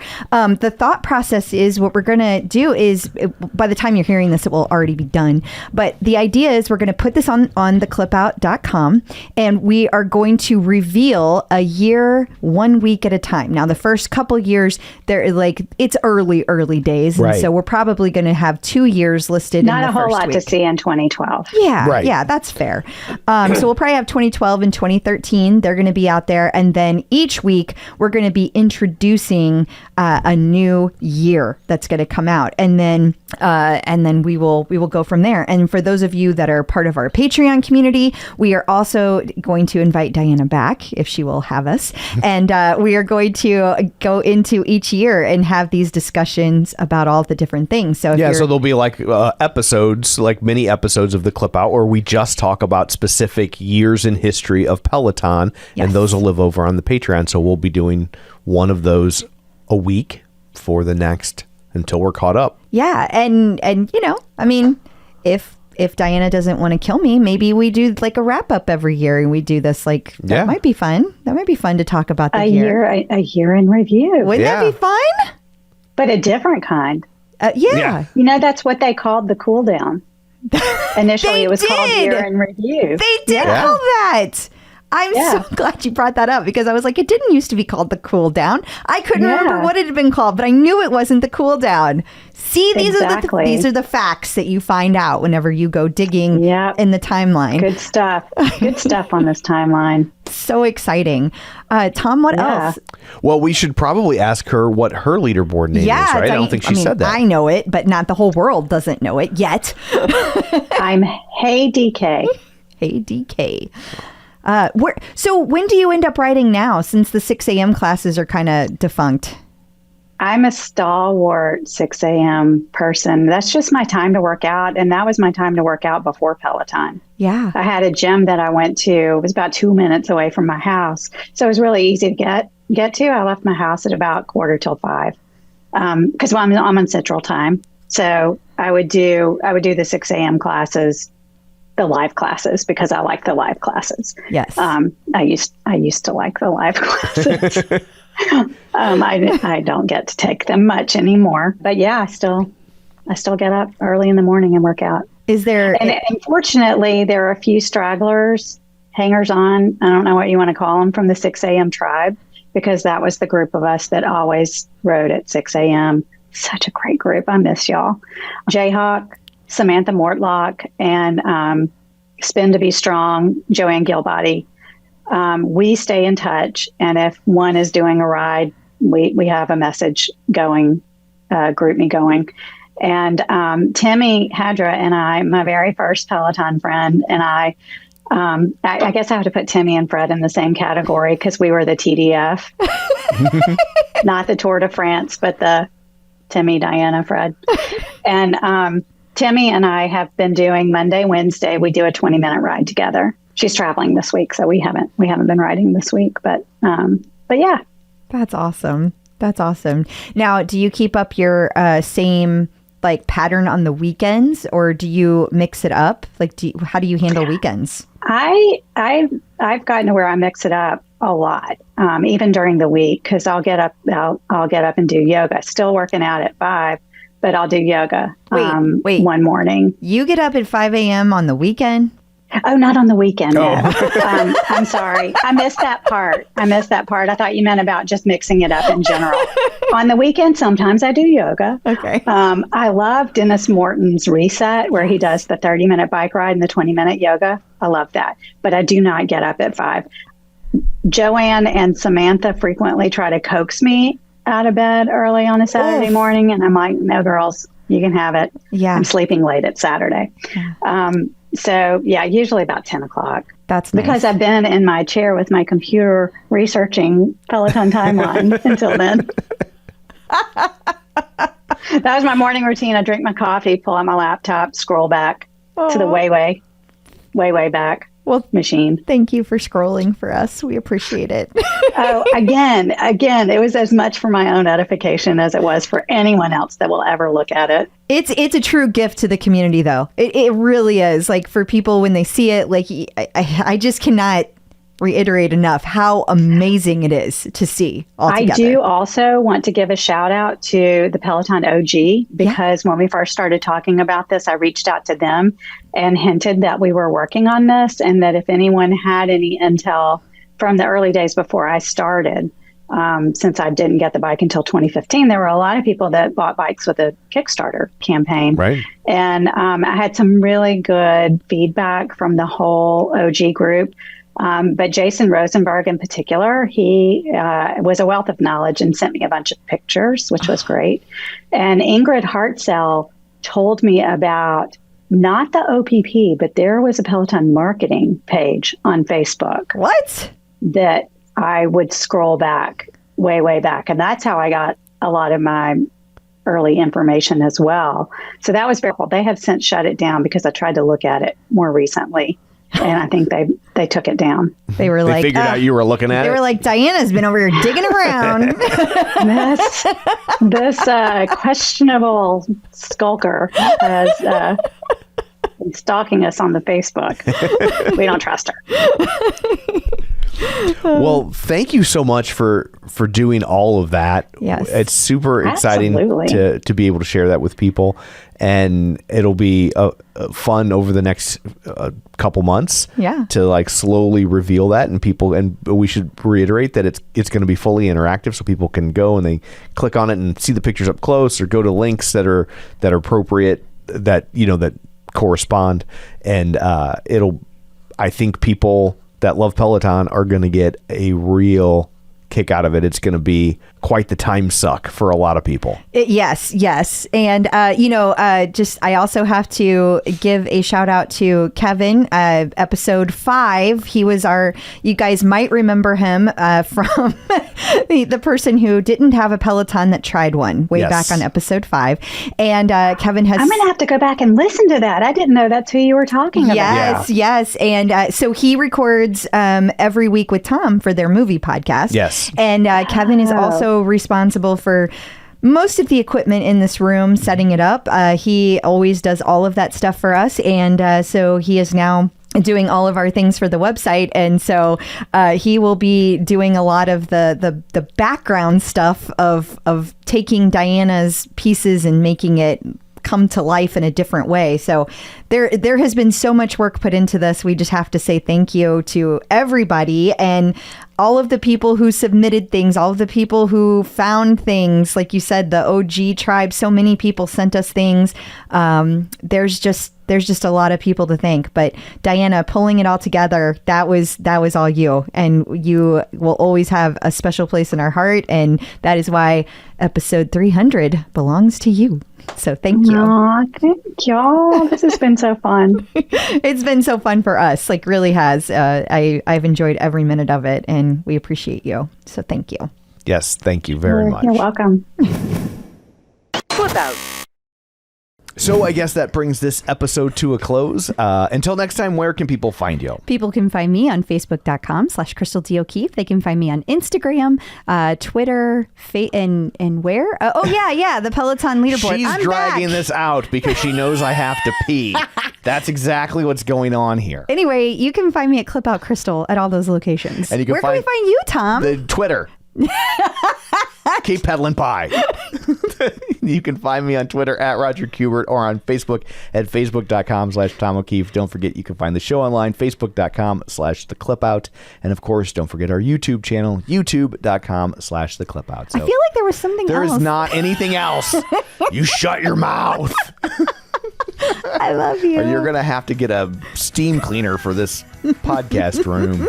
So anyway, that's it for this one. Thanks for tuning in. And until next time, keep pedaling And rowing. and running.